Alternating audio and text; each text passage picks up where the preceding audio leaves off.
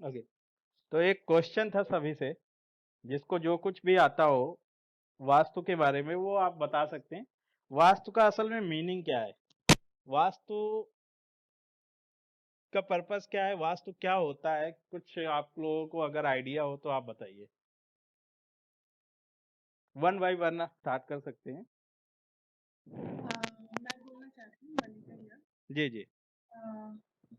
Vastu is एक method है जहाँ पे के ऊपर बेस करके हम लोग प्रॉपरली प्लेसमेंट कर सकते हैं कोई भी फर्नीचर का भी, हम्म। घर का भी, हम्म। रेजिडेंशियल और कमर्शियल जहाँ पे हमको हम्म। हम कोई चीज एज पर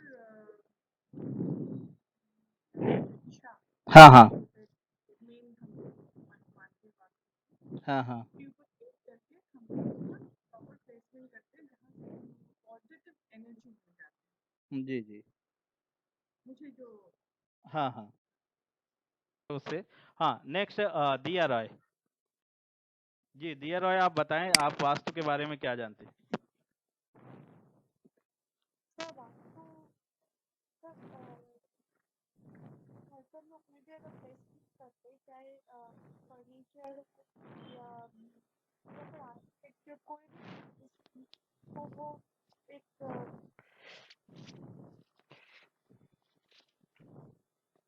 जी बोलिए। वो हम लोग एक वास्तु के अकॉर्डिंग मतलब वास्तु है, आप प्लेसमेंट करते हैं, फर्नीचर हो या रूम हो या कुछ भी है, उसके अकॉर्डिंग प्लेसमेंट जी करते हैं, ठीक है। हाँ। जी जी जिससे जी। हम लोग पॉजिटिव एंड नेगेटिव एनर्जी दोनों बैलेंस किया जा सकता है। यस। जी। नेक्स्ट जीवन।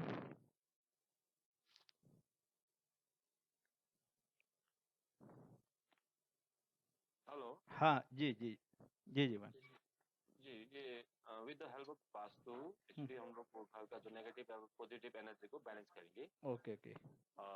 जो भी घर वास्तु में जो जो एरर होता है उसको हम ठीक करते हैं with the help of vastu. आप वही तीन लोगों की मैंने बात सुनी, तो आपके कहने का मतलब सिर्फ हम घर के लिए वो सारी चीजें कर रहे हैं, वास्तु सीखते हैं घर के ना ना ये पर्पज। प्लॉट के लिए भी होता है। हाँ। कोई नया प्लॉट खरीद ओके। तो उसके जी। हिसाब से भी हम लोग वास्तु के हिसाब से काम करते हैं। Okay okay. नेक्स्ट पंपा। हेलो जी जी बोलिए। Good evening sir. Good evening. Actually sir मैंने मुझे भी पूछना था आपको यही सवाल। हम लोग तो वास्तु वास्तु कर रहे हैं ठीक है हाँ। लेकिन वास्तु क्या है एक्चुअली ये मुझे असल में पता नहीं है ठीक है जी। क्योंकि देखिए हम लोग वास्तु वास्तु करते हैं ऐसे बेडरूम चाहिए ऐसे हम्म। पूजा का रूम चाहिए लेकिन ये सब हम लोगों को थोड़ा थोड़ा पता है हाँ। लेकिन एक्चुअली वास्तु क्या है ये मुझे ओके। क्लियर पता नहीं। जी जी। परमिता जी, आप कुछ बोलेंगे? Okay. So basically vastu is system मतलब जो इंडियन कल्चर के हिसाब से देखा जाता है हम्म। और उसके हिसाब से वो साइंस बेस्ड या जो विंड या जो नेचर या एनवायरनमेंट के साथ जो रिलेटेड है। हाँ हाँ। हाँ, जैसे मतलब जैसे हम लोग प्लेसमेंट करते हैं तो वो नेचर के विंड किस तरफ से मतलब क्या पॉजिटिव हाँ वाइब हाँ। कौन सा विंड किस तरफ से मतलब जैसे धूप ज्यादा है तो यहाँ पे मुझे क्या बनाना है हम्म। तो ऐसे वो नेचर और एनवायरनमेंट के साथ रिलेटेड है और बेसिकली इंडियन कल्चर में है। Okay okay. सुस्मिता जी, आप कुछ?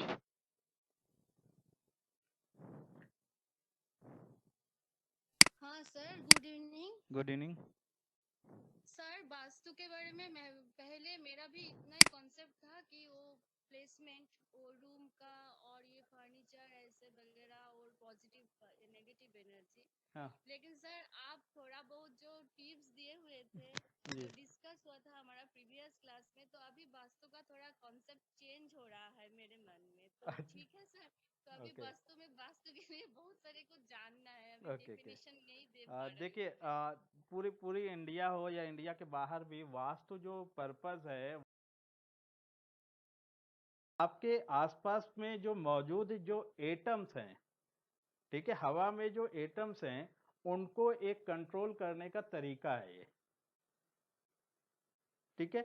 उनको सही दिशा में अलाइन करने का एक तरीका है, जिससे हमारी जो बॉडी है, बॉडी में जो हमारा मन, विचार और हमारी बॉडी की जो इंद्रियां हैं, जो माइंड है, उसको हम कंट्रोल कर सकें और सही अलाइन कर सकें।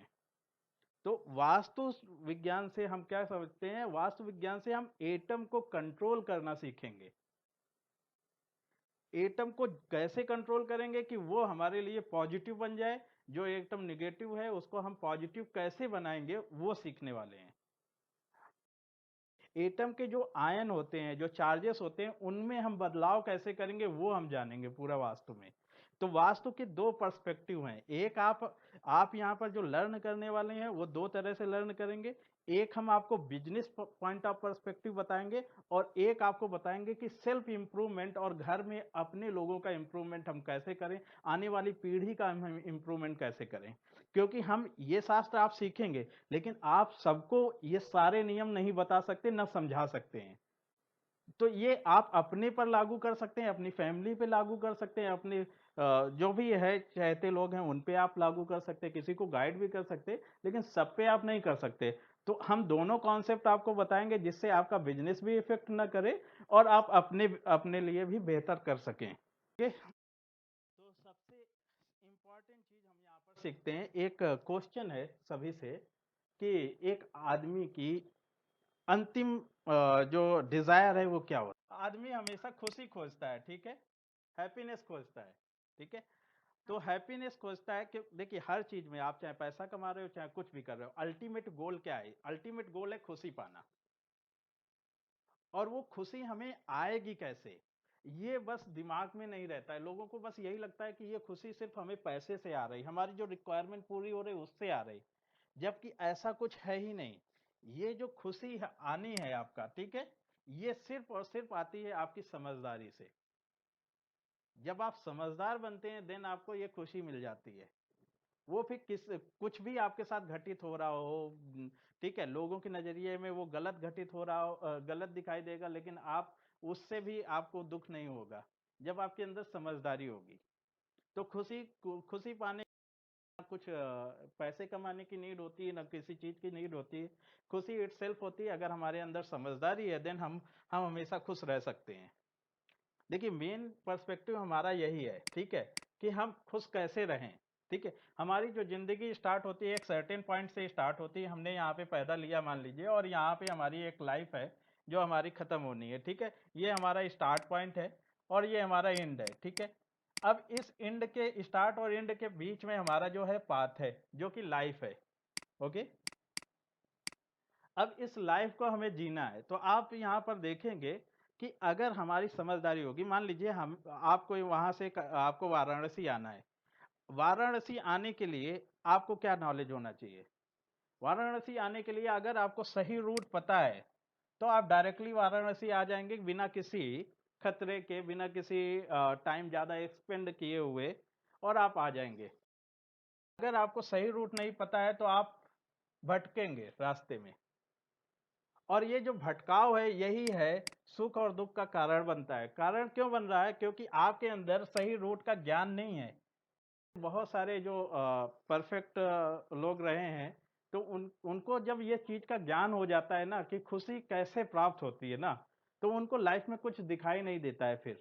फिर उनको समझ में आ जाता है कि नहीं, बस लाइफ का मतलब क्या है, अगर वो समझना है। ठीक है, वास्तु हमेशा से, वास्तु इसी चीज को समझाने के लिए था कि आप खुश कैसे रहेंगे। आप अपने दिमाग पे इतना जोर और इतना प्रेशर ना लें, ठीक है। वास्तु इसलिए नहीं है कि वास्तु से आप पैसे कमा सकें। वास्तु आपको कभी भी पैसा कमा के नहीं दे सकता। वास्तु आपको रिलैक्स दे सकता है, चारों तरफ की स्ट्रेस से आपको आपका चारों तरफ का स्ट्रेस है वो कम कर सकता है। वास्तु का कभी भी मीनिंग ये नहीं रहा है कि वो आपका मतलब कि पैसे पे ज्यादा फोकस करेगा। लेकिन अभी जो करंट में लोग जो सिखा रहे हैं वो हमेशा ये है कि वास्तु सुधार लीजिए, आपको पैसे पैसे आ जाएगा। तो पैसा पैसा कभी नहीं आने वाला है वास्तु सुधारने से। हाँ, जिसका अपना कुंडली है, अदर चीजें हैं जो इसके एस्पेक्ट हैं, उसको वो पैसा आएगा, ठीक है। तो वो वास्तु इससे रिलेट नहीं करता है पैसे से। अब हमें ये जानना है जो हमारी लाइफ है, ठीक है, ये हमारी जो लाइफ है, ठीक है, हम इस एक सर्टेन पॉइंट पे स्टार्ट किया, सर्टेन पॉइंट पे एंड हुए, तो हमें इस चीज में हमें क्या जानकारी लेनी है, हमें हमें यहाँ पे अगर हमारे अंदर समझदारी आ जाती है, ठीक है, समझदारी आ जाती है तो हमें कोई दिक्कत नहीं होती है। समझदारी अगर आ जाती है यहाँ पर तो हमें लाइफ जीने में कोई भी प्रॉब्लम नहीं होगी। अब ये समझदारी आएगी कैसे? समझदारी आने के लिए एक मैं आपके सामने एक एग्जांपल रख रहा हूं। सपोज मान लीजिए कि आपकी एक गली में एक पागल व्यक्ति रहता है और लोगों को गालियां देता है। अब क्या होता है कि अगर आप वहां पे निकल गाली देता है तो आप उसके साथ किस तरह से रिएक्ट करेंगे? क्या उसको मारेंगे, पीटेंगे? आप नहीं मारेंगे उसको, और ना कुछ आप बोलेंगे, ना उसको आप भाव देंगे उतना, क्योंकि आप जान रहे हैं, आपको जानकारी है कि वो पागल व्यक्ति है। लेकिन अगर सोचिए कुछ देर के लिए अगर वहीं से एक नया व्यक्ति उसी गली से गुजरता है जिसको ये पता नहीं कि वो पागल व्यक्ति है और वो गाली दे रहा है, तो वो उसके साथ झगड़ जाएगा, उसके साथ बदतमीजी से रिएक्ट करेगा, क्योंकि उसको ज्ञान नहीं है। अगर आपके पास ज्ञान और समझदारी होती है, ज्ञान का मतलब ही समझदारी से है, ठीक है, अगर आपके अंदर समझदारी है तो आप लाइफ इतने अच्छे तरह से जीते हैं, लेकिन वहीं ज्ञान के अभाव की वजह से आप फंस जाते हैं। आपका रूट जो है वो चेंज हो जाता है, आपको सीधा रूट नहीं मिलने वाला है लाइफ में। तो हमें बस यही जानना है, हमें समझदारी आएगी कैसे? नियमों को हम जानेंगे वास्तु के अंतर्गत। जब हम वास्तु अलाइन करते हैं तो हमारी जो बुद्धि का स्तर है वो बढ़ता है। तो ये बुद्धि का स्तर कैसे कैसे बढ़ेगा जिससे हमें वो समझदारी आती चली जाए और हम सारी प्रॉब्लम से छुटकारा पा जाएं। तो उन सभी नियमों को जानेंगे, ठीक है। तो वास्तु में सबसे पहले जो हम लोग जानते हैं वो जानेंगे कि बदलाव का कारण क्या है। कोई बता सकता है बदलाव का क्या कारण है?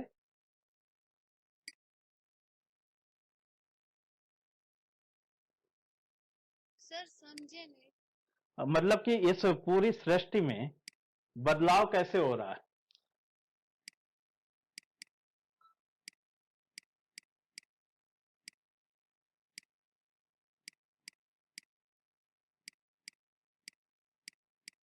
को हिंदी आती है कि फिर इंग्लिश में लिखना पड़ेगा मुझे? नहीं सर ओके, आते हैं। ठीक। बदलाव का कारण क्या है? इस पूरे ब्रह्मांड में, पूरे यूनिवर्स में हर चीज में बदलाव क्यों हो रहा? पॉसिबल क्या है? उसके पीछे की वजह क्या है? Sir nature. नहीं, सर जो एटॉमिक जो स्ट्रक्चर है इसके वजह से होता है क्या? वो एटॉमिक स्ट्रक्चर में बदलाव कैसे हो रहा है, इसका वजह क्या है? Sir irregular lifestyle. नहीं, देखिए समय ज्यादा न खींचते हुए हम आपको लिखते हैं यहाँ पे।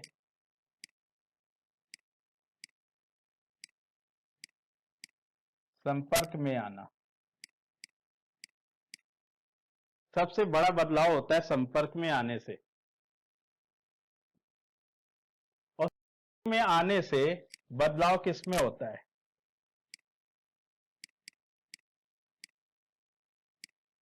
एटम में। आप सोच रहे हैं कि वो हमारे अंदर बदलाव हो रहा है, लेकिन हमारा एटॉमिक स्ट्रक्चर में बदलाव होता है, हमारे मॉलिक्यूल्स में बदलाव होता है, और वो होता है संपर्क में आने से। अगर संपर्क में नहीं आते, एक कहावत है कि कुएं का मेढक क्या जानेगा। तो कुएं का मेढक का मतलब क्या है कि कुएं के अंदर वो मेढक पड़ा हुआ है, जब वो दूसरे चीज के संपर्क में नहीं आएगा तो वो दुनिया के बारे में क्या जानेगा। हम लोग बोलते हैं ना कि सही का साथ दीजिए, सही व्यक्ति के साथ आप रहोगे तो अच्छा बदलाव आपके अंदर होगा। तो सही व्यक्ति के साथ रहने पे अच्छा बदलाव कैसे हो जाता है? क्योंकि वो सही व्यक्ति के आप संपर्क में आ रहे हैं। आप गलत व्यक्ति के संपर्क में आएंगे तो गलत बदलाव होगा। आप कैसी चीजों के संपर्क में आ रहे हैं उसके थ्रू आप में बदलाव होता है। आप में बदलाव तभी होता है जब उस एटॉमिक स्ट्रक्चर में बदलाव होता है।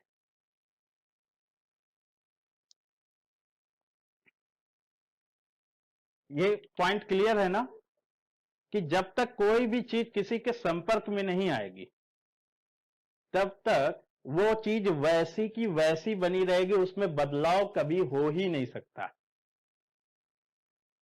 अगर हम अपनी लाइफ में बदलाव चाहते हैं तो हमें संपर्क में आना होगा, लेकिन संपर्क में किसके आना होगा, ठीक है, वो किस तरह के एटम है जिसके संपर्क में आए हम, और हमें जैसा बदलाव हम चाहते हैं वैसा बदलाव हमारे लाइफ में आ जाए।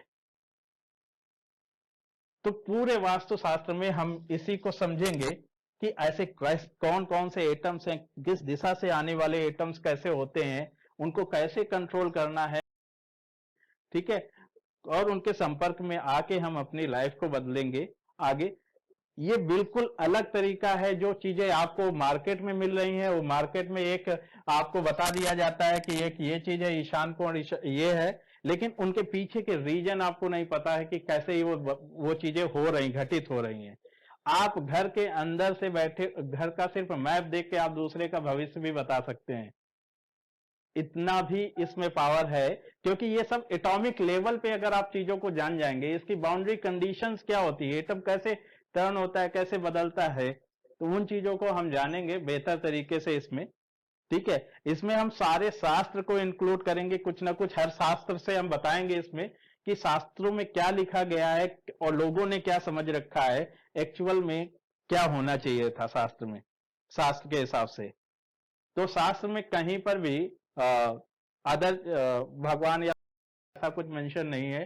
शास्त्र में जब भी आप देखेंगे और पढ़ेंगे, हम पढ़ने का तरीका आपको बताएंगे कि शास्त्र को कैसे पढ़ना है, साइंटिफिक वे में। हर चीज आपको साइंस ही शास्त्र में दिखेगी और आपको कुछ भी नहीं दिखने वाला है जब हम आपको मेथड बताएंगे उसको पढ़ने का, क्योंकि वो मेथड हमेशा लोगों से छुपा रहा है। हमने रिसर्च की है इस पे, और इस पे कैसे कैसे उसमें श्लोक लिखे गए हैं, उनके रीजंस क्या हैं। आपको मैं कुछ दिखाना चाह रहा हूँ जिसपे अभी हमारी रिसर्च बहुत सारी चल रही है, हमारी दिशाओं पे चल रही है।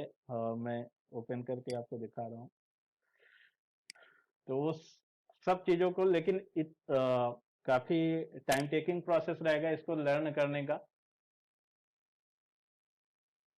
बेसिकली ये जो कोर्स है ये नॉर्मल सिर्फ घर बनाने का कोर्स नहीं है आप लोग सीखने वाले हैं। घर तो एक सिर्फ एक जरिया है, वास्तु का एक छोटा सा पॉइंट है घर बनाना, लेकिन वास्तु बहुत ब्रॉड में है। हम हर जगह अपनी लैपटॉप की जो स्क्रीन है आप देख रहे हैं, अगर वो 90 डिग्री पे आपके सामने रखी हुई है, आपकी लैपटॉप की स्क्रीन 90 डिग्री पे आपने उसको रखा हुआ है जस्ट अपने फ्रंट पोर्शन में, और आप नॉर्थ डायरेक्शन को आप बैठे हुए हैं। मान लीजिए कि आप नॉर्थ डायरेक्शन को बैठे हैं, आपकी लैपटॉप की स्क्रीन 90 डिग्री पे सामने है, तो आपकी लैपटॉप की स्क्रीन जो है वो आपके लिए वास्तु दोष का काम करेगी। तो हम इस पॉइंट ऑफ इस डिटेल में जाके हम सीखेंगे कि हर चीजें रखने का वो तरीका सलीका क्या होगा कि जिससे हम वास्तु दोष से बच सके।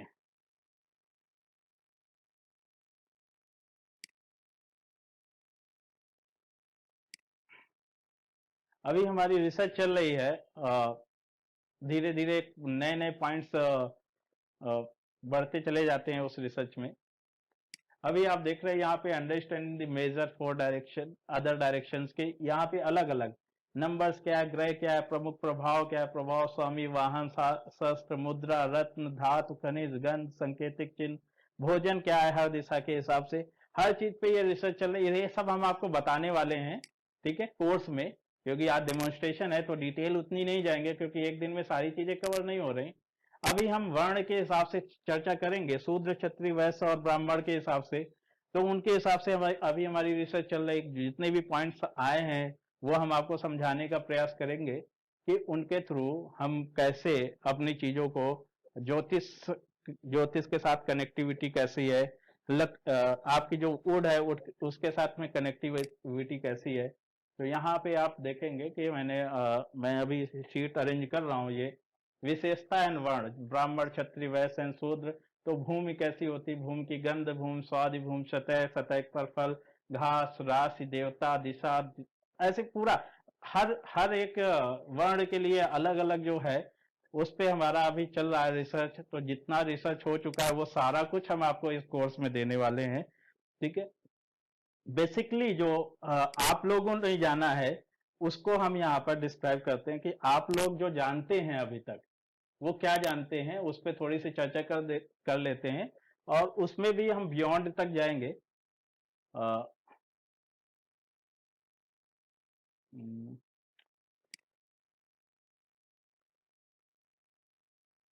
ओके, तो स्टार्ट करते हैं यहाँ से। तो एक्चुअल में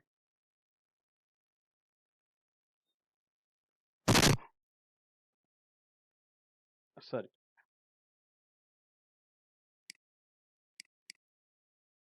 हाँ, तो vastu align us with the force of nature. तो आप देख रहे हैं यहाँ पर 4 जो नीचे पॉइंट दिए गए हैं कि कैरियर में, आपको कर्सर दिख रहा ना? हाँ, हाँ सर। ओके। कैरियर सक्सेस में फाइनेंशियल एंड प्रॉस्पेरिटी, रिलेशनशिप में ये हेल्प करता है और हेल्थ में करता है। नीचे जो नोट लिखा हुआ है, Vastu does this by reducing environmental stress by aligning your body and building to the earthly grid. Earthly grid के अकॉर्डिंग बिल्डिंग और आपकी बॉडी को अलाइनमेंट करने का ये शास्त्र है, जिससे एनवायरमेंटल स्ट्रेस को कम किया जा सके, ठीक है।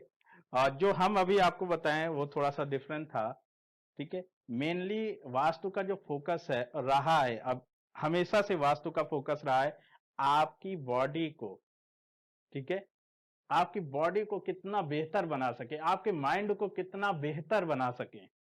वास्तु का सिंपल सा मीनिंग है, वो सिर्फ आपके लिए है।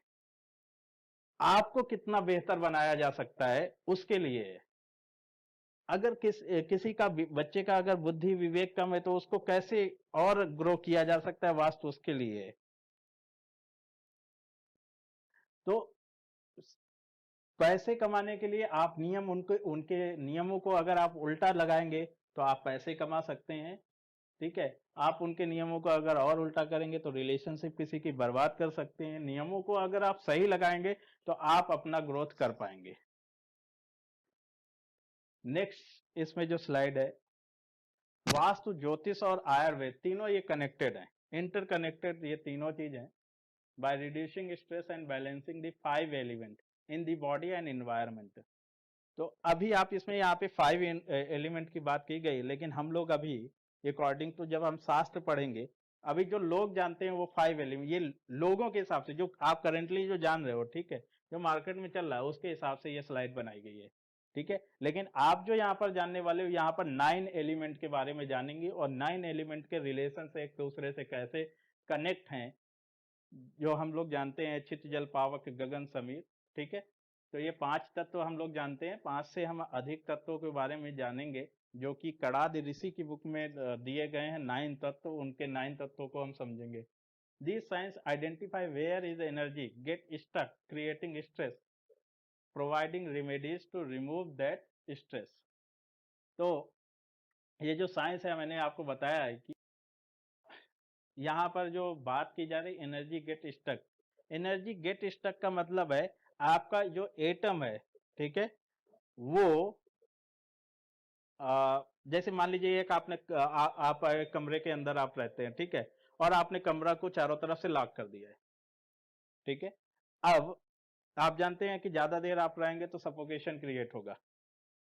सफोकेशन क्रिएट हुआ तो सफोकेशन क्यों क्रिएट हुआ? क्योंकि वहां पे जो एयर थी, एयर के चार्जेस में बदलाव हुआ, चार्जेस में बदलाव हुआ। तो इसका कहने का मतलब है एनर्जी आपकी स्टक हो गई, चार्ज की स्टक हुई, तो इस वजह से, क्योंकि उसको मूवमेंट नहीं मिल रहा है। अगर एयर को मूवमेंट मिलता वहां पर तो वो एनर्जी स्टक ना होती। तो यहाँ पर कैसे हम कहाँ पर स्टक कर सकते हैं, कहाँ पे स्टक, कितनी देर के लिए स्टक करना जरूरी है और कितनी देर के लिए नहीं जरूरी है, हम उन सभी पॉइंट्स को यहाँ पर फोकस करने वाले हैं, जिससे हम एक एनवायरमेंटल और वहाँ की जो स्ट्रेस को है वो कम कर सकें। लेकिन ध्यान दीजिए, our floor plan is very similar to our astrology chart. जैसा एस्ट्रोलॉजी कहेगा वैसा ही आपको घर का प्लान मिलने वाला है। लेकिन वास्तु जो शास्त्र है, आप यहां पर एक चीज आप ध्यान दीजिए, ज्योतिष हमेशा कहता है कि आपकी लाइफ हमेशा फिक्स है, ठीक है, एक फिक्स वे में चल रही है। लेकिन वास्तु नियम ये कहता है कि आप चाहें तो आप अपनी लाइफ को बदल सकते हैं। वास्तु के नियमों को यूज करके आप एस्ट्रोलॉजी चार्ट को भी बदल सकते हैं, उसको भी मात दे सकते हैं। तो उन नियमों को हम लोग जानेंगे कि कौन कौन से ऐसे तरीके हैं जो कि हम बदल सकते हैं। जैसे फॉर एग्जांपल इसमें एक बताया गया है कैसे हमारा एस्ट्रोलॉजी चार्ट और हमारा घर का जो प्लान है वो मैच करता है। या नॉर्थ वेस्ट कॉर्नर में ऐसी ज्योमेट्रिकल मिस्टेक्स होंगी जिसकी वजह से वो प्रॉब्लम्स होंगी। तो एस्ट्रोलॉजी चार्ट में अगर मून वीक है तो इसका मतलब घर के आपके नॉर्थ वेस्ट में कमी होगी, जिससे नॉर्थ वेस्ट में कमी होने से और मून कम होने से क्या होगा कि आपका जो रिलेशनशिप है उसमें प्रॉब्लम्स आएंगी। जो वात एलिमेंट है, वाता एलिमेंट, ठीक है, जो कि आयुर्वेद से जुड़ा हुआ है, ठीक है, वो इनबैलेंस हो जाएगा और जिससे आपका आपके बॉडी में आपके सिम्टम्स दिखने लगेंगे, जो जो प्रॉब्लम्स होंगी उससे रिलेटेड, ठीक है। तो उनको कुछ हम लोग समझेंगे आगे कि कैसे कैसे हमारा कनेक्ट होता है। नेक्स्ट,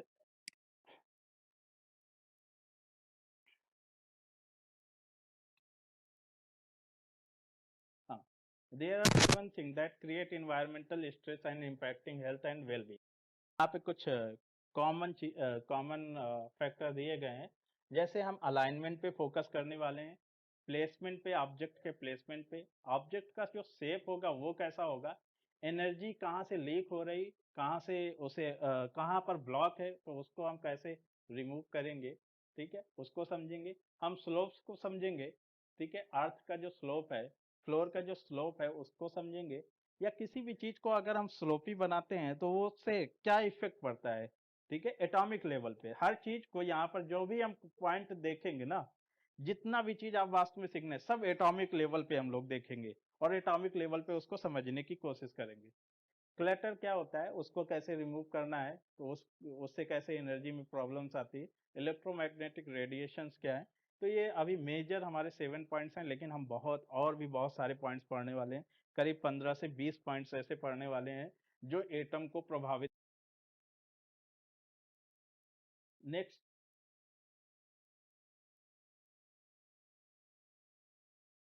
यहाँ पर कुछ एक हमने चार्ट बना के रखा हुआ है अभी टेम्प्रोरी बेस पे, कि अलग अलग जैसे कट होता है तो क्या होता है, ठीक है।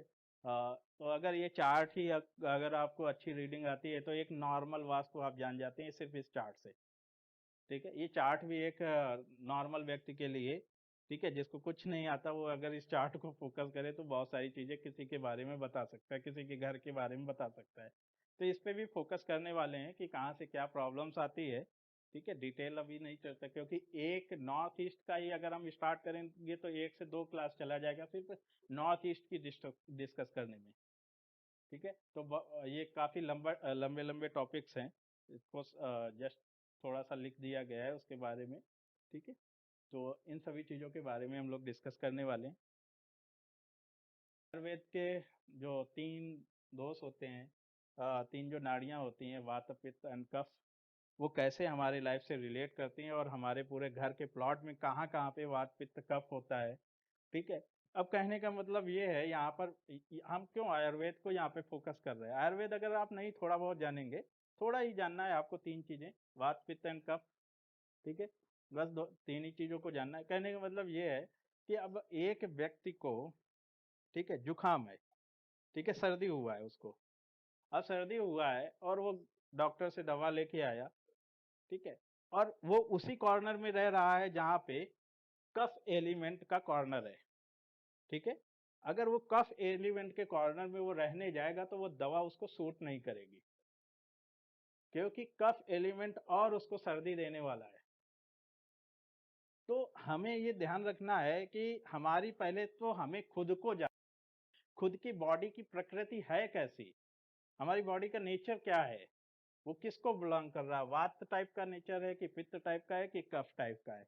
अगर हम ये जानेंगे तो उसके हिसाब से अगर हम दवाओं का या चीजों का यूज करें। और जैसे हम एक बहुत बार क्या होता है कि हमारा किसी किसी का शरीर बहुत गर्म होता है, लेकिन वो पित्त की जगह पे अगर वो रहने जाएगा तो उसको ज्यादा दिक्कत हो जाएगी। तो उसको हर एक सीजन के हिसाब से बदलाव थोड़े से अपनी बॉडी में करने पड़ेंगे, जिससे उसका बॉडी जो है वो बैलेंस हो सके। तो इन चीज़ों को भी हम रिलेट करके देखेंगे और समझेंगे कि कैसे ये काम करता है। ठीक है। नेक्स्ट स्लाइड जो है इसके बारे में चर्चा नहीं करेंगे, थोड़ा ही चर्चा करेंगे। देखिए, primary sound of the universe ओम।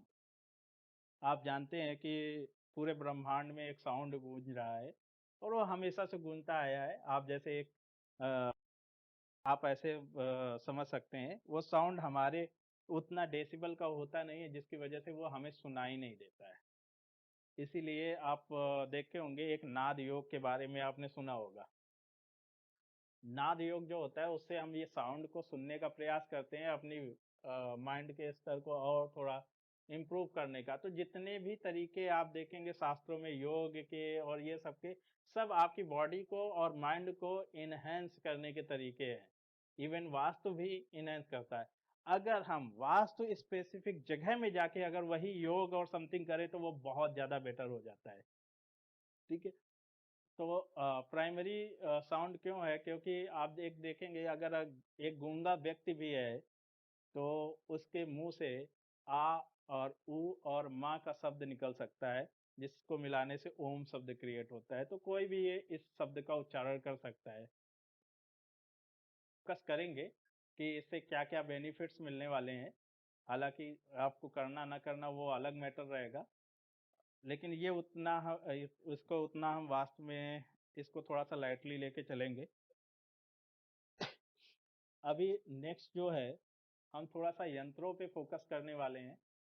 ठीक है। डॉक्टर हैंस जेनी, ये एक इन्होंने एक्सपेरिमेंट किया था टोनोस्कोप पे। टोनोस्कोप पे एक साउंड जो ओम का साउंड था, ओम के साउंड को जब टोनोस्कोप से उन्होंने पास किया, तो वो टोनोस्कोप होता है, उसमें एक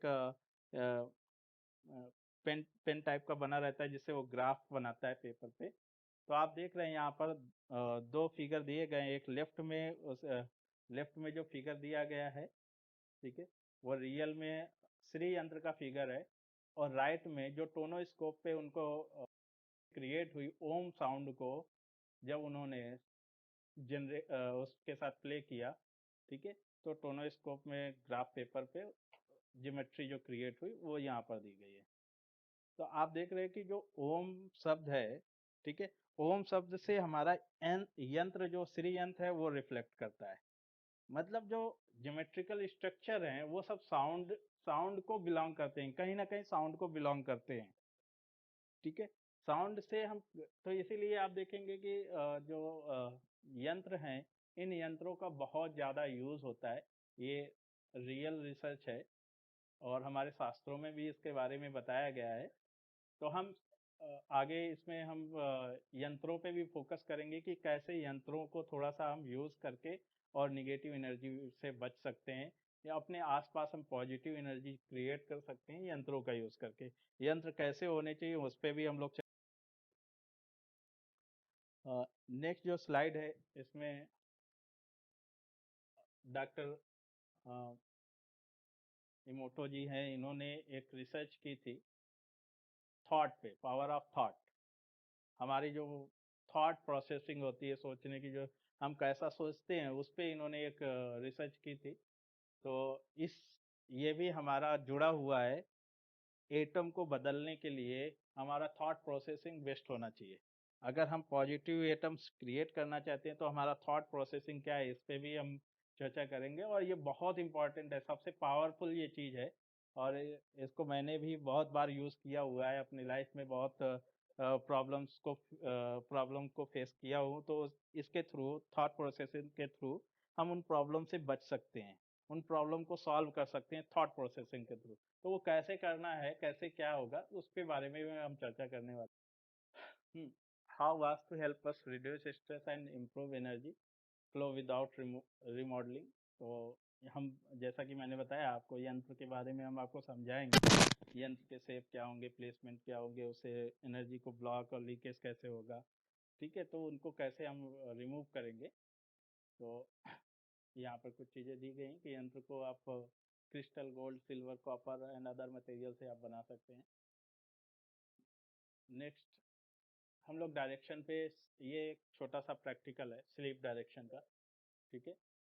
नॉर्थ एंड साउथ डायरेक्शन का है कि आप अगर नॉर्थ की तरफ लेटते हैं तो क्या होता है, साउथ की तरफ क्या होता है उसको लेटने से, तो उसका है तो effect of north sleeping create shorter rapid eye movement, ठीक है। आपको बार बार नींद खुल जाएगी अगर आप नॉर्थ में हेड रख के आप सोते हैं। डिस्टर्ब रहेगा sleep, disturb blood flow circulation, आपका ब्लड सर्कुलेशन फ्लो बिगड़ जाएगा according to magnetic field, and disturb होगा आपका डाइजेशन सिस्टम। अगर आप साउथ को लॉन्ग में सोते हैं, अदर भी सोने के डायरेक्शन है, तो कौन से बेस्ट डायरेक्शन है उनको हम आगे चर्चा करेंगे वास्तु में, लेकिन अभी जस्ट इंफॉर्मेशन के लिए है कि अगर आप ना भी कुछ इस कोर्स में इन्वॉल्व होना चाहें तब भी आपको कुछ नॉलेज तो मिल जाए।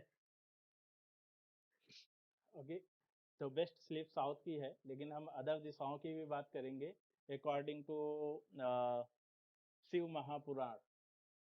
शिव महापुराण में वास्तु के बहुत सारे पॉइंट ऑफ व्यू दिए गए हैं, तो वहाँ से हम लेके इस चीज़ को समझाएंगे कि कौन सी दिशा बेस्ट है और किस दिशा से क्या बेनिफिट मिलते हैं लाइफ में, किस दिशा की तरफ अगर हम हेड रख के सोते हैं तो हमारी लाइफ आयु ये कैसे, अदर चीज़ें अदर अदर एस्पेक्ट हैं, किस दिशा को आप लेटते हैं तो हमारी लाइफ कम हो जाती है, ठीक है। हमारे लाइफ में क्या क्या प्रॉब्लम्स आती है, तो ये दिशा बहुत इंपॉर्टेंट है। हर एक दिशा के बारे में हम यहाँ पे बताने वाले हैं according to Mahashivpuran.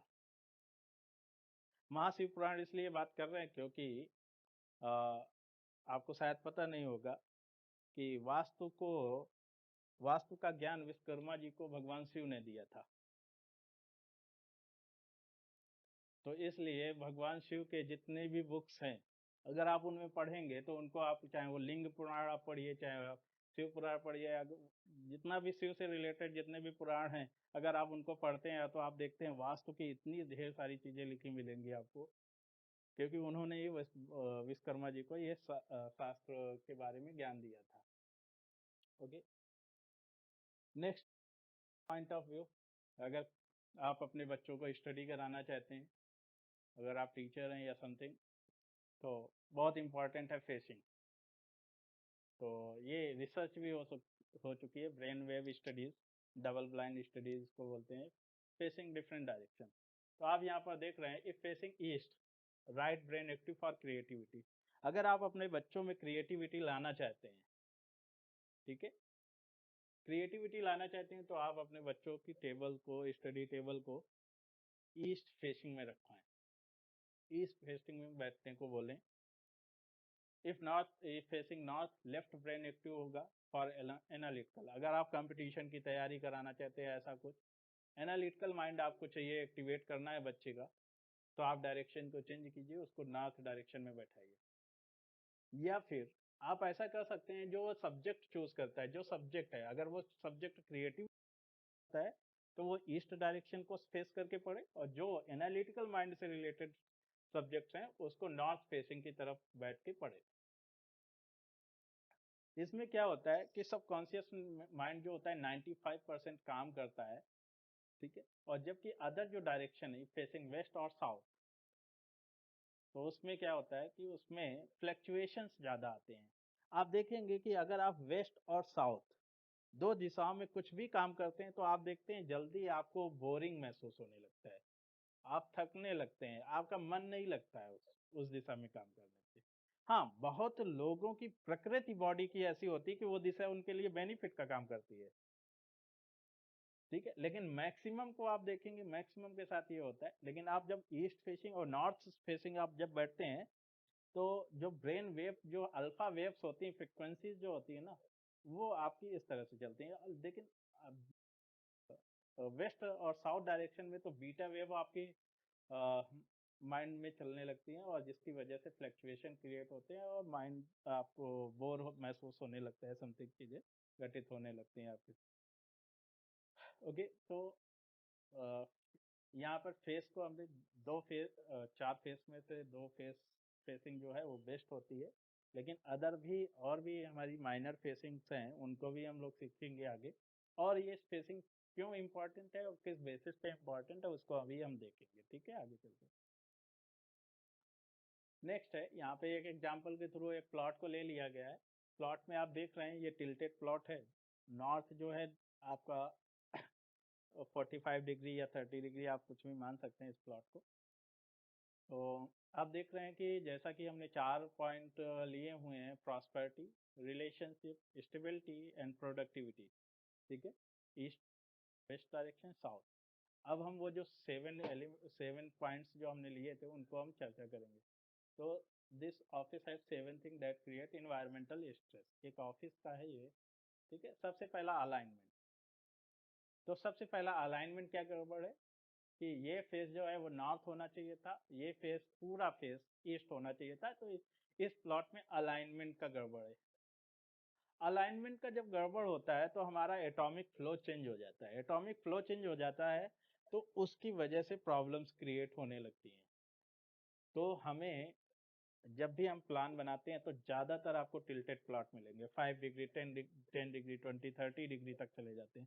40 degree, 45 degree हो तो आप उसको बोल दीजिए ये ज़मीन आप खरीदिए ही नहीं, क्योंकि उस पर ज़्यादा नियम आप नहीं लगा सकते।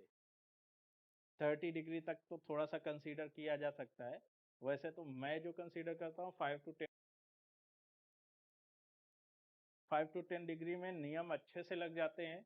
बाकी अदर डिग्री पे जब टिल्टेड प्लॉट होता है तो नियम लगाने थोड़े से टफ पड़ जाते हैं। तो वो सारी चीज़ें हम बताएंगे कि कैसे नियम लगाने हैं इससे। नेक्स्ट है प्लेसमेंट, ठीक है। तो आप यहाँ पर देख रहे हैं 2 प्लेसमेंट हमने कर दिए, हाँ, एनर्जी को एनहेंस करने के लिए। Rear view mirror, salt lamp and foundation, ठीक है। एक यहाँ पर इसी के सामने, सॉरी इसके सामने, ठीक है, एक हम मिरर लगाएंगे, रियर व्यू मिरर, जिससे हम बैक का किसी को देख सके, ठीक है। तो रियर व्यू मिरर लगाएंगे। साल्ट लैंप को हमने यहाँ पे रखा हुआ है साउथ ईस्ट कॉर्नर पे, ठीक है। और फाउंटेन हमने यहाँ पे एनर्जी को क्रिएट करने के लिए रख दिया, ठीक है। तो ये रेमेडीज हैं एक तरह की, जब हम इसको सॉल्व करेंगे एटॉमिक लेवल पे चेंज करने की कोशिश करेंगे। नेक्स्ट जो है, थर्ड नंबर, आप सेफ देख रहे हैं, ठीक है। हमने यहाँ पर एक कॉलम क्रिएट कर देना है जिससे जो हवा का सर्कुलेशन है वो यहाँ से ऐसे टर्न होके और ऐसे फ्लो होके यहीं पे घूम जाए, ठीक है। तो इसलिए यहाँ पे शेप लगाना। अगर ये वाल हमारी डायरेक्टली रहेगी, शेप क्या है, ये आर्किटेक्चरल है, ये अलग से एक कॉलम का पोर्शन या किसी प्लाईवुड से ऐसा कुछ भी बना सकते हैं आप, ठीक है। तो ऐसा कर दिया जाए तो यहाँ पे क्या होगा, सर्कुलेशन बन जाएगा, ठीक है। तो रेमेडीज के तौर पे हम इसको बस बता रहे हैं कि कैसे और इसको सही किया जा सकता है, ठीक है। तो वो सारे पॉइंट्स सीखेंगे कि ऐसा कैसे पॉसिबल होगा, ठीक है। शेप यहाँ पर, लीक एनर्जी, तो आप देख रहे हैं यहाँ पर ये विंडो है और ये यहाँ पर ये, ठीक है, यहाँ से लीक हो रही एनर्जी। तो इसको इसको यहाँ पर विंडो के पोर्शन को कवर करने के तरीके बताए जाएंगे कि कहाँ से लीक होती, तो लीक से क्या दिक्कत होती। आप देख, एक्सपेंस बढ़ जाएंगे, जहाँ से एनर्जी, अगर घर में एनर्जी लीक हो रही है तो आपके खर्चे बढ़ जाएंगे। अगर आपके एनर्जी ब्लॉक है तो फाइनेंस, प्रॉस्पेरिटी या इन स्पिरिचुअलिटी में दिक्कत आएगी। एनर्जी ब्लॉक कहाँ पर है, आप देख रहे हैं नॉर्थ और ईस्ट के डायरेक्शन में ये एनर्जी ब्लॉक्स है, ठीक है, इसको ब्लॉकेज बोलते हैं, ठीक है। तो इन सभी पॉइंट्स पे हम लोग डिस्कस आगे करने वाले हैं बहुत डिटेल में। क्लटर, ठीक है, अगर किसी भी डायरेक्शन में क्लटर है तो वो क्लटर क्या करेगा, क्या प्रॉब्लम क्रिएट करेगा आपके घर के लिए। Next, EMF, place plant in south west corner, यहाँ पर एक प्लांट को रख दिया जाएगा जिससे EMF जो होगा, ठीक है, इलेक्ट्रोमैग्नेटिक जो रहेगा, तो उसे यहाँ पर रिमूव किया कर। और ये जो ट्रीज होते हैं ये नासा की वेबसाइट पे आपको मिल जाएंगे। NASA studies in indoor plant can purify air, reduce EMF and stress which will be improve productivity, okay।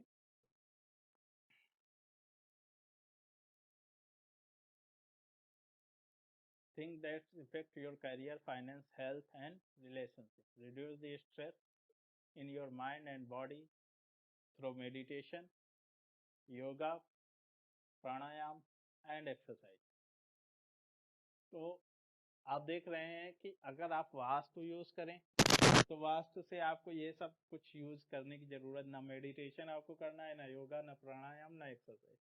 अगर आप वास्तु नहीं यूज करते हैं तो यही स्ट्रेस को आपको रिड्यूस करने के लिए आपको करने जाना पड़ता है और उस पर फोकस करना पड़ता है। फिर reduce stress in home and work environment through vastu.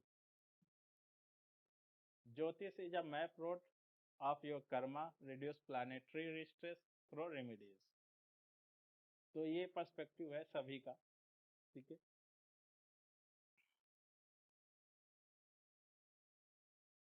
अभी किसी की कोई क्वेरी हो तो आप बोल सकते हैं।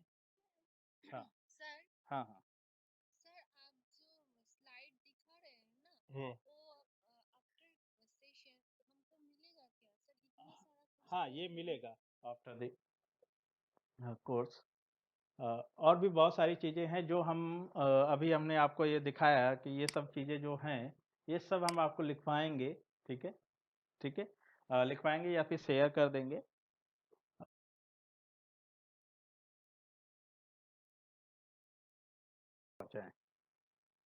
मेन पर्सपेक्टिव हमारा ये है।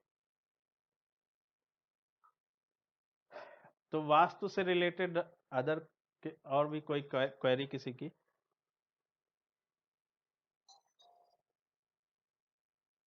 तो इसमें जियोपैथिक स्ट्रेस जो है, जो जमीन के अंदर से ज्वालामुखी की वजह से निकल रही स्ट्रेस, उसको भी हम लोग पढ़ने वाले हैं। हम पुराने कल्चर की हर मैक्सिमम चीजों को कवर करने वाले हैं कि पुराने लोगों में कैसे वास्तु यूज करते थे, उनके इम्पैक्ट क्या होते थे, और आज के लोगों में कैसे वास्तु यूज कर रहे हैं, उनके इम्पैक्ट कैसे हो रहे हैं।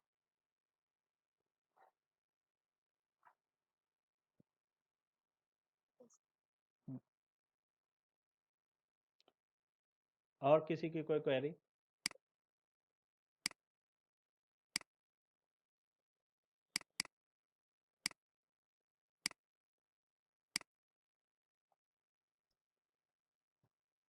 एक्चुअल मीनिंग बस यही है कि हम लोग एटम को कंट्रोल करने की कोशिश करेंगे, जिससे हमारे बॉडी में बदलाव हो सके, हमारे माइंड का इन्हेंसमेंट हो सके, हमें समझदारी बढ़े, हर पीछे का रीजन और लॉजिक पता चल जाए कि ये आखिर इसके पीछे की वजह क्या है काम करने की।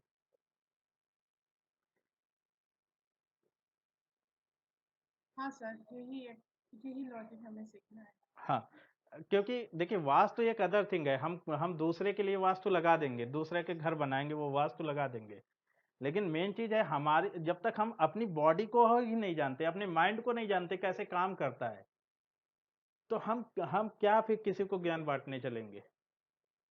हम किसके लिए क्या कर सकते हैं? हम अपने आप को ही नहीं जान पा रहे हैं। तो पहले तो हमें अपने आप को जानना पड़ेगा। इसमें हम शास्त्र को भी लेकर आएंगे, कुंडली को थोड़ा सा देखना हम आपको बताएंगे, सिखाएंगे। जैसे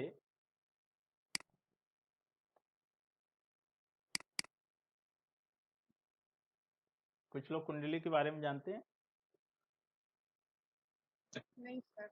अच्छा, हम कुंडली कैसे बनेगी सॉफ्टवेयर के थ्रू वो भी हम आपको समझाएंगे, जिससे आप अपने बारे में समझ सकें, लोगों की कुंडली को थोड़ा सा आप बना सकें। तो यहाँ पर मान लीजिए कि कोई भी एक अपना डिटेल दीजिए, मैं आपको दिखाता हूँ। तो इस तरह से आपकी कुंडली, तो इसमें खाने क्या है, हम राशियों के बारे में पढ़ेंगे। राशियां क्या हैं, राशियां कौन कौन सी राशि किस वर्ण को बिलोंग करती है वो भी हम लोग जानेंगे, ठीक है। तो काफी चीजें हम रिलेट करके सब चीजों को पढ़ने वाले हैं, अलग अलग शास्त्रों से, ठीक है। कॉम्बो पूरा लेंगे और साथ में हम आपको ऐसे मेथडोलॉजी बताएंगे जिससे आप अगर शास्त्र में इंटरेस्टेड हैं तो शास्त्र कहाँ से, शास्त्र इवन मिलेंगे बिना खरीदे, आप पढ़ सकते हो ऑनलाइन जाके, ठीक है, हिंदी में, इंग्लिश में। तो वो भी हम सब आपको लिंक्स बताएंगे और वहाँ पर जाके आप स्टडी करके और आप अपने आप को इम्प्रूव कर सकते हो। क्योंकि मैं चाहता हूँ कि मेरे पास उतना टाइम नहीं होता है, आप लोग पढ़ें और आप लोग भी रिसर्च करें कुछ ना कुछ, और वो हमारे साथ आप डिस्कस करें फर्दर कोर्स के, जिससे और इस चीज को हम बेहतर बना सकें और लोगों का हम लोगों को बेनिफिट दे सकें।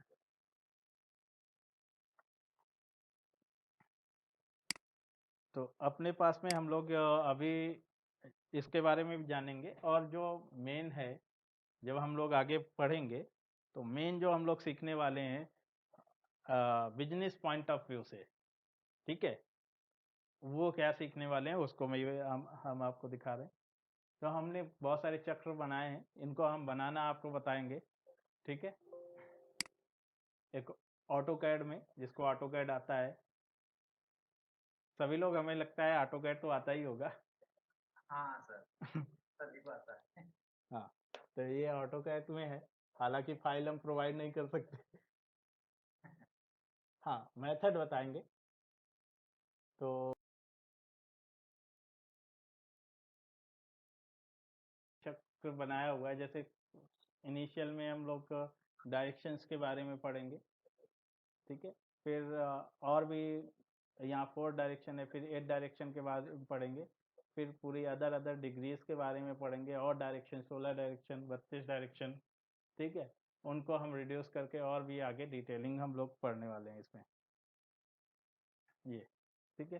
तो इस पे यहाँ पर आप ये जो चक्र देख रहे हैं, ये जो आपका चक्र है, ये चक्र कॉलम की पोजीशन को निकालने का चक्र है, कि कॉलम की पोजीशन हम कैसे निकालेंगे, कि कॉलम की पोजीशन इवन हम ऐसे पॉइंट्स हैं कुछ, यहाँ पे बहुत पॉइंट्स होते हैं, जैसे ये अपना पॉइंट है, एक यहाँ पर ये पॉइंट है, ठीक है। मैं इसको ऐसे करता हूँ यहाँ पे।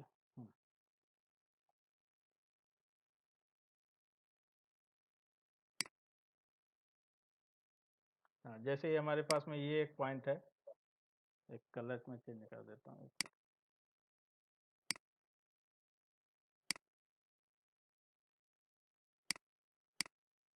हाँ, ये अपना एक पॉइंट है, ठीक है, इंटरसेक्शन, ये इंटरसेक्शन पॉइंट है, एक ये इंटरसेक्शन पॉइंट है। इनको हम कैसे अलग अलग प्लॉट में, अभी तो ये सर्कुलर मोशन, सर्कुलर प्लॉट है, किसी का भी किसी भी तरह का प्लॉट हो, कैसा भी घुमाव उसका बना हो, ठीक है, उसमें यही नियम लगा के, और उनमें ये जो हमारे 9 पॉइंट्स हैं, ये कहाँ कहाँ पर आएंगे, इनको हमें निकालना कैलकुलेशन के हिसाब से, पूरा डिग्री, एक एक डिग्री के हिसाब से कैसे निकालेंगे, जिससे इन पॉइंट्स पे कुछ भी ज्योमेट्रिकल स्ट्रक्चर नहीं होना चाहिए। अगर वो है ज्योमेट्रिकल स्ट्रक्चर, दोस्त है उस घर में, क्योंकि ये सोर्स ऑफ एनर्जी है, तो सोर्स ऑफ एनर्जी पे कोई भी स्ट्रक्चर नहीं होना चाहिए। तो ये प्लॉट में कहाँ कहाँ पर ये सोर्स ऑफ एनर्जी के 9 पॉइंट्स होते हैं, इनको मर्म स्थान बोलते हैं, उसको हम निकालना यहाँ पे सिखाएंगे। तो ये सभी पूरा चक्र, ये हमारा बिजनेस पर्सपेक्टिव से है, ठीक है। अदर वो चीजें रहेंगी वो सेल्फ इवेल्युएशन के पर्पज से, सेल्फ इम्प्रूवमेंट के पर्पज से रहेगा। और फिर हम लोग यहाँ पर 45 देवता के बारे में समझेंगे, 45 देवता जो हैं वो कैसे काम करते हैं, ये इनको समझेंगे, इनके वही सेम नियम जो है वो यहाँ पे कैसे लागू होंगे उनको समझेंगे अलग अलग, ठीक है। तो बहुत हाई डिटेल में है, और मे बी महीने भी लग सकते हैं, मे बी 20-25 दिन में, जो भी है, ज़्यादा भी लगेगा तो ज़्यादा समय देंगे, जब तक सीख नहीं जाएंगे आप लोग तब तक सिखाया जाएगा।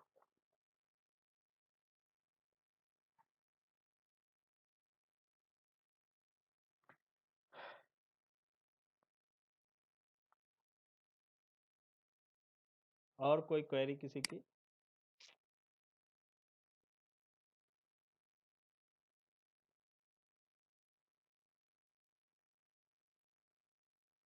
आप लोग अगर इस चीज में, इस कोर्स में इन्वेस्ट कर रहे हैं, तो आप इससे अर्निंग का कम सोच के आप ये सोचिए कि आपका और आपकी फैमिली का और आने वाले जनरेशन का हम सही रास्ता दिखा सकें, उनके माइंड को हम विकसित कर सकें। इस कोर्स को ज़्यादा ज्वाइन करने की कोशिश इस पर्पज से कीजिएगा, ना पॉइंट ऑफ व्यू आपका business. Business point of view हम बताएंगे। जो मेन कंसर्न आप रखिएगा कि सेल्फ इम्प्रूवमेंट हम कैसे गेन कर पाए। हाँ सर, वही कोशिश होगी। हाँ, क्योंकि पर्सपेक्टिव, जब perspective business point of view से लेके जाएंगे ना, तो लर्निंग आपकी रुकेगी, आप वो डेप्थ नॉलेज नहीं ले पाएंगे हमसे। तो इसलिए ये पर्सपेक्टिव लेंगे तो डेप्थ नॉलेज आप गेन कर पाएंगे और क्वेरीज जनरेट होना आपकी स्टार्ट, माइंड उसी हिसाब से काम करता है जिस हिसाब से हम लर्निंग करने की कोशिश करते हैं चीजों को। जी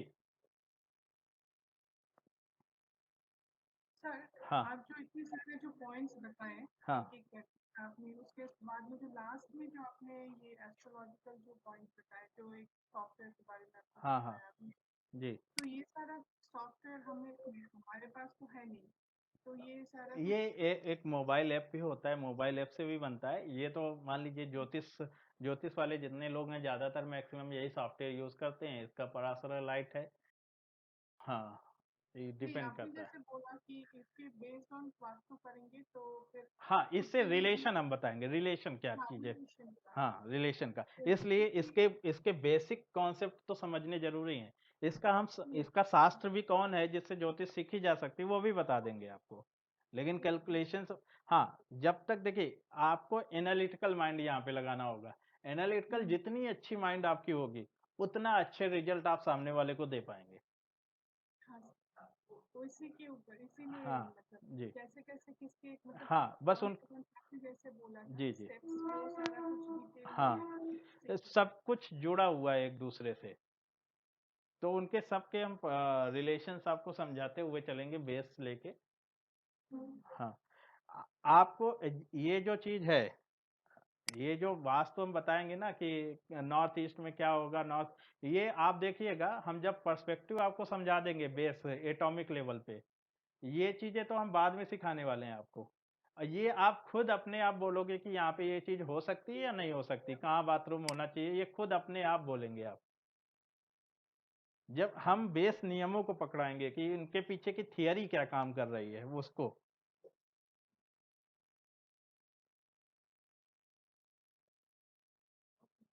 जी, और किसी की कोई क्वेरी? सर हाँ हाँ सर ये गाइडलाइन चाहिए। जी जी सर बोलिए। आपने बताया ना कि नॉर्थ फेसिंग में अगर लैपटॉप रखेंगे तो पूरा घटा हो जाएगा, तो सर ये सब सिर्फ हम लोग को बता दीजिए कि कौन से फेस में रखेंगे सर। नहीं, नॉर्थ में ही रखना है, बस लैपटॉप रखने के तरीके को चेंज करना है। या थोड़ा सा साइड करके अपनी बॉडी के सामने से थोड़ा साइड करके आप रखें, अच्छा लेफ्ट या राइट में। ठीक है। हाँ, फ्रंट पे ऑब्स्टेकल नहीं आने चाहिए ना कोई भी। आप ऑफिस में बैठ रहे हैं, काम कर रहे हैं, तो फ्रंट पे ऑब्स्टेकल नहीं होने चाहिए। हाँ, क्यों नहीं होने चाहिए, जब ये एटॉमिक थियरी हम लोग जानेंगे इसमें, उससे पता चल जाएगा हम लोगों को अच्छे से। जी, ठीक है, thank you sir. Okay, welcome. किसी की कोई क्वेरी? कुछ ना समझ में आया हो तो भी पूछ सकते हैं, डाउट यहाँ पे क्रिएट हुआ आप अदर चीज़ों को मार्केट में लोगों से और हमने जो बताया उससे डाउट, तो वो भी आप पूछ सकते हैं। क्योंकि आपने हमारा जो लेक्चर को देखा होगा तो अभी मार्केट से एकदम से अलग चीज आपको दिख रही होगी। हाँ सर, मार्केट से सब मतलब बहुत ही अलग दिख रहे हैं। हम्म, इतना डिटेलिंग सच में मतलब मैंने सोचा भी नहीं था। तो क्लास जब होते जाएगा सर, मैं क्वेश्चन आपसे मतलब जी क्लियर जी करते जाऊँ, जी जी जी। क्योंकि बहुत सारा क्वेश्चंस है हाँ हाँ जी। रिलेटेड टू यूनिवर्सल का, बहुत ही सारा है हम्म, जो सच में सीखना भी है खुद का ही, नॉट जी मतलब किसी का अलग सा, किसी का नहीं, खुद जी का जी ही है सारा। जी जी। वो सारा कुछ डिटेल में सीखना है, तभी वो मतलब एक्चुअली हमारे घर में एक ऑफिस है हाँ हाँ जो हमारा जो एंट्रेंस है साउथ की दिशा से है हमारी, हाँ हाँ एंड थोड़ी साउथ वेस्ट कॉर्नर में है वो। ओके। तो उसका फेसिंग क्या होना चाहिए, कैसे बैठना चाहिए, मेरे भाई के लिए मैं पूछ रही हूँ। नहीं तो अभी अभी देखिए, उनका सबसे पहले हमें डेट ऑफ बर्थ चाहिए। डेट ऑफ बर्थ के अकॉर्डिंग हम पहले प्रकृति को जानने की कोशिश करेंगे। उनका एक्चुअल डायरेक्शंस क्या है, डायरेक्शन का मतलब उनके बॉडी की मैग्नेटिक फील्ड किस किस दिशा को काम करती है।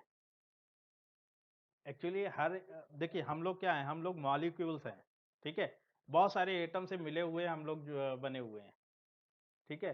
तो हम लोगों का जो बॉडी का खुद का एक मैग्नेटिक फील्ड है, और हम लोग ग्रहों की मैग्नेटिक फील्ड के अकॉर्डिंग हम लोग मूवमेंट करते हैं हमेशा। लेकिन हम लोग ये सोच रहे होते हैं कि वो डिसीजन मैं ले रहा हूं, जबकि मैं नहीं ले रहा होता। वो ग्रह जैसे खिंचाव करते हैं मैग्नेटिक फील्ड के अकॉर्डिंग, वैसा हमारा माइंड सोचने पे मजबूर होता है, और हम वैसा सोचते हैं, फिर जाके वो काम करते हैं।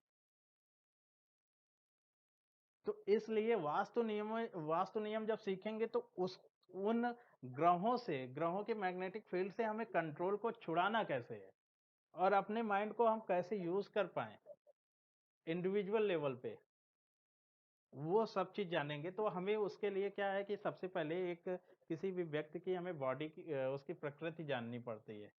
तो वो प्रकृति जानने के लिए उसकी डेट ऑफ बर्थ इम्पोर्टेंट होती है, या बहुत सारे क्वेश्चन फिर अराइज करने पड़ते हैं, और एनालिटिकल कॉन्सेप्ट लगा के करना पड़ता है, लेकिन वो उतना हद तक बेटर नहीं होता है जब तक अगर डेट ऑफ बर्थ ना हो। हाँ सर, हाँ वो हम प्रोवाइड मतलब करेंगे हाँ डेफिनेटली, हाँ, वही मैं क्लास में हम लोग इसका लेकिन डिस्कस करेंगे हाँ और उनको सही गाइडलाइन देंगे। ठीक है सर, हाँ जी वही चाहिए कि प्रॉपर गाइडलाइन चाहिए, जी जी। क्योंकि उसका डेट ऑफ बर्थ से लेके सारा कुछ जो भी है हाँ करते जाऊंगी, हम्म, फिर उसके ऊपर आप मुझे गाइड करें। जी जी बिल्कुल। Thank you so much sir. Okay okay.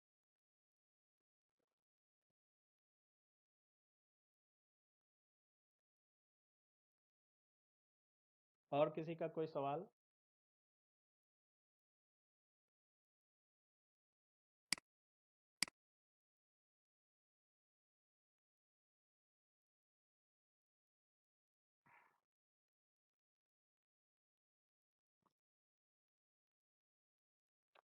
Sir आज का ये पीपीटी आप शेयर कर दीजिएगा ना। ये शेयर नहीं होगा, ये आफ्टर ज्वाइनिंग शेयर हो जाएगा। हाँ, क्लास ज्वाइन करेंगे दिन आपको मिल जाएगा। ओके, हाँ, फाइंड अप किया जाए। Thank you sir. Okay good welcome, night. Good night.